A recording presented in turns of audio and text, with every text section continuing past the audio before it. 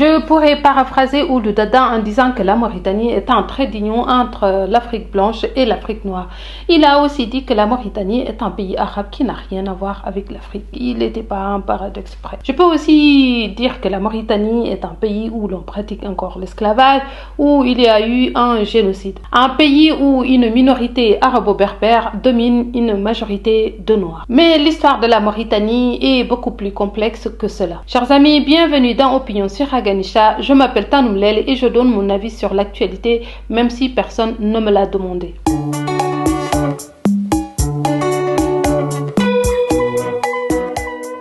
La Mauritanie fut créée en 1899 par la France pour conquérir le bassin du fleuve Sénégal et avoir la mainmise sur le Mali, le Tchad, le Niger, qui constituent encore aujourd'hui avec la Mauritanie les principaux pays du G5 Sahel sous le contrôle de la France. On y retrouve des Arabo-berbères, des Touaregs, des Peuls, entre autres. Avant 1899, il y avait le Wallabrak, le Fouta Toro, le Guidimara et les Émirats. Des États indépendants qui pouvaient s'allier ou se faire la guerre. La France va éclater la structure politique de ces États pour les coloniser et, dit-elle, pour lutter contre l'islamisme. Ce qu'ils appellent islamistes, en fait, sont des résistants à la pénétration coloniale qui se sont fédérés autour d'un de leurs points communs, leur foi. La Mauritanie que la France voulait créer à la base concernait tout le sud de l'Algérie, le Sahara occidental, la Mauritanie actuelle et tout l'ouest du Mali. Un territoire destiné aux Maures, aux Touaregs, les Noirs devaient être déportés vers d'autres territoires. La colonisation de la Mauritanie s'est faite par un travail anthropologique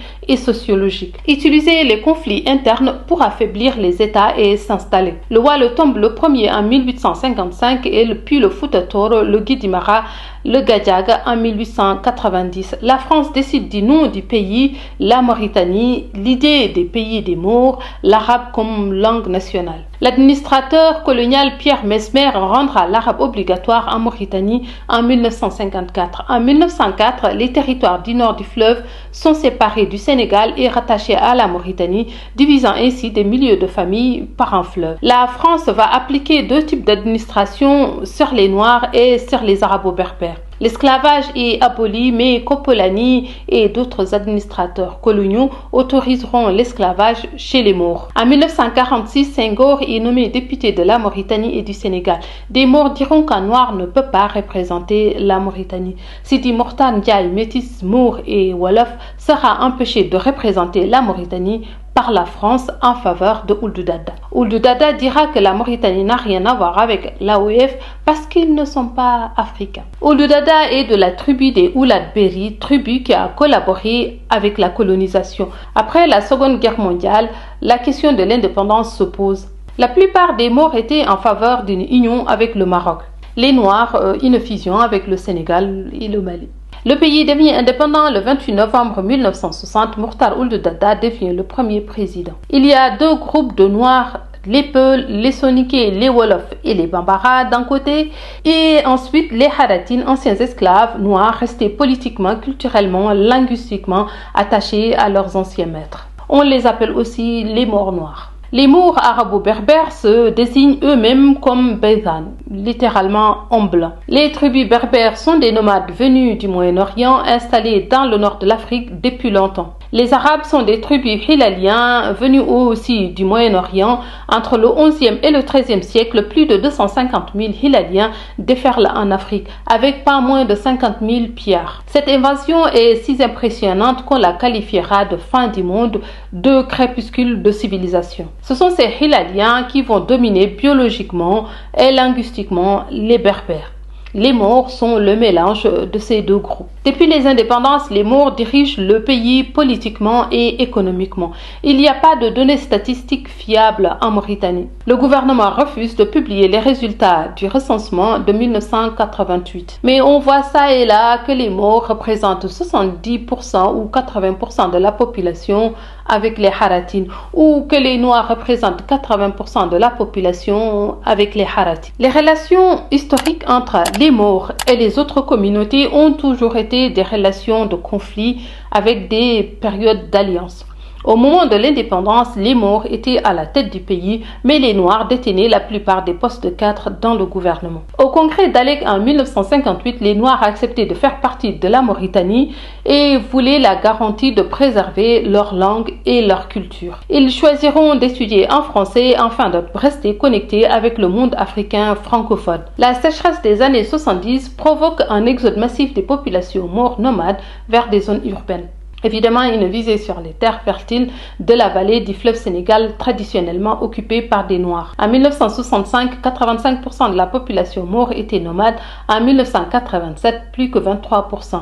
En 1972, la Mauritanie restreint ses accords avec la France sur les plans économiques, culturels et techniques. Elle quitte la zone franc et crée sa propre monnaie, l'Ouguiya. L'Irak, l'Égypte, le Koweït, la Libye et la Chine sont les nouveaux partenaires de la jeune République. Elle adhère à la Ligue arabe en 1973. La discrimination à l'enseignement se fait de plus en plus ressentir. Les bourses d'études à l'extérieur sont majoritairement accordées aux Maures et vers les pays arabes comme l'Irak, la Syrie et l'Arabie saoudite. Ces étudiants maures, à leur retour, vont contribuer à approfondir l'idéologie négrophobe et arabisante. En 1975, la Mauritanie et le Maroc sont en guerre contre le Sahara occidental. Si vous voulez en savoir un peu plus sur le conflit, j'ai fait une vidéo là-dessus, cliquez sur le i ici ou ici. La Mauritanie recrute beaucoup dans la communauté négro-mauritanienne. L'armée passe de 3 000 hommes en 1976 à 17 000 hommes en 1978. Paradoxalement, tous les Mauritaniens étaient contre la guerre,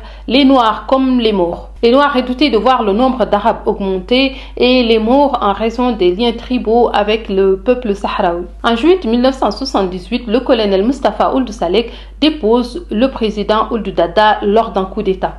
Le comité militaire de redressement national est mis en place. En avril 1979, le colonel Ould Boussaïb et le colonel Ould Haïdal renversent à leur tour le gouvernement de Ould Salek. En mai, Boussaïb meurt dans un accident d'avion, Haïdal devient premier ministre et le colonel Mohamed Louli président. En janvier 1980, Haïdal devient le président du comité militaire de salut national. Il se retire de la guerre du Sahara occidental et abolit l'esclavage sans aucune politique d'arrière. Cette initiative est destinée à saboter le mouvement El Hour qui lutte contre l'esclavage et pour l'émancipation des Haratines. En 1980, un gouvernement civil est formé dans une tentative d'instauration d'un gouvernement démocratique. Ce projet est vite abandonné suite à une tentative avortée de coup d'État en avril 1981. Des Maures proches du Maroc voulaient renverser le régime de Haïdal. Le gouvernement civil se mue en un pouvoir militaire avec comme chef de gouvernement le lieutenant-colonel Maouya Ould Sid Ahmed Taya. Ould Taya et Gabriel Saint-Père alias Jibril Ould Abdallah vont former le couple Hitler et Mengele de la Mauritanie. En décembre 1984, le colonel Taya s'empare du pouvoir lors d'un coup d'État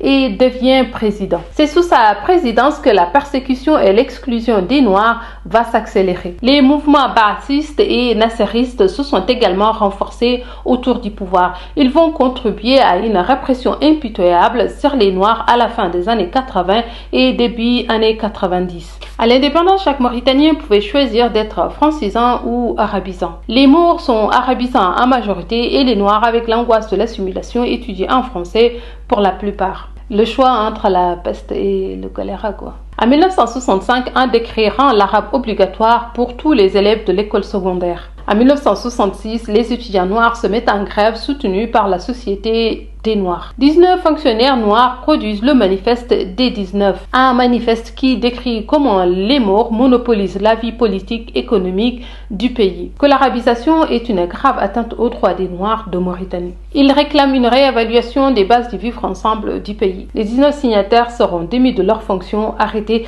et certains torturés, les autres s'enfuiront au Sénégal. C'est la période où l'arabisation des Noirs devient quasi obsessionnelle. La même année, en février, des étudiants noirs sont attaqués par des étudiants morts parce qu'ils rejettent l'arabe. Environ un mois plus tard, des étudiants noirs organisent des représailles contre les élèves morts. Résultat, 6 morts et 70 blessés. En 1973, une autre disposition oblige les Noirs à étudier en arabe pendant 2 ans avant de commencer le français. Nouvelles protestations, nouvelles arrestations. En 1979, un nouveau circulaire, connu sous le nom de circulaire 02, met en place 2 mesures. l'augmentation des matières en arabe et l'introduction d'une nouvelle matière entièrement en arabe. Les étudiants noirs font de nouveaux grèves soutenues par les activistes ayant fui au Sénégal. Le circulaire est considéré comme un moyen de désavantager les populations non arabes dans l'enseignement. Pour calmer les esprits, le gouvernement décide de reconnaître les langues des Noirs comme des langues nationales, ce qui évidemment n'a aucun sens puisqu'elles le sont de facto.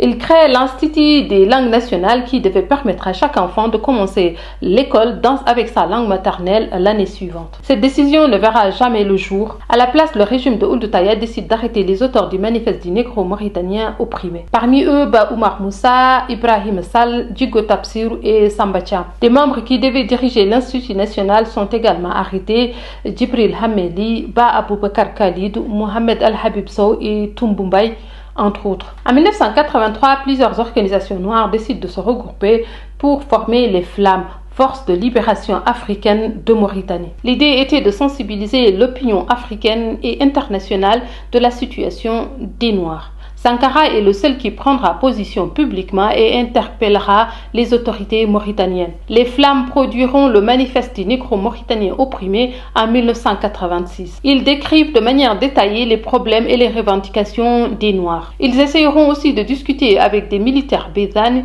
de la situation du pays dans le but de trouver une solution. Les officiers maures diront que le document est produit par Israël dans le but de déstabiliser la Mauritanie. Des éléments extrémistes et dangereux qu'il faut neutraliser au plus vite. Le manifeste sera falsifié. Ils diront que le but des Flammes est de massacrer tous les Maures et prendre le pays pour eux tout seuls. Il fallait faire peur aux Maures pour préparer les événements de 1989 qui aboutiront à des tueries et à la déportation de milliers de Noirs, majoritairement Peuls, vers le Sénégal et le Mali. Le faux manifeste sera diffusé dans le monde arabe pour avoir du soutien.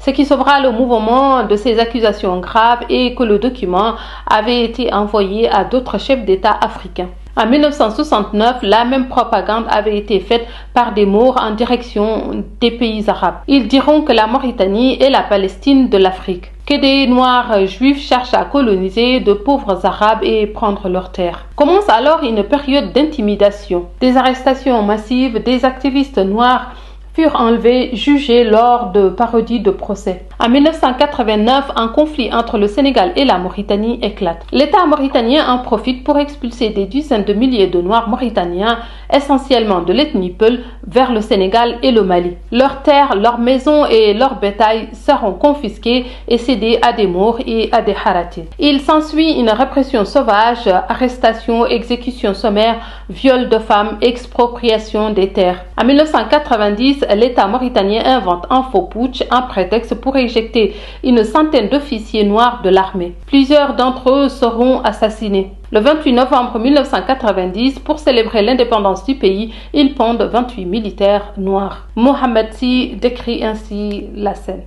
Novembre 1990, au soir, à Inal, vers 17h,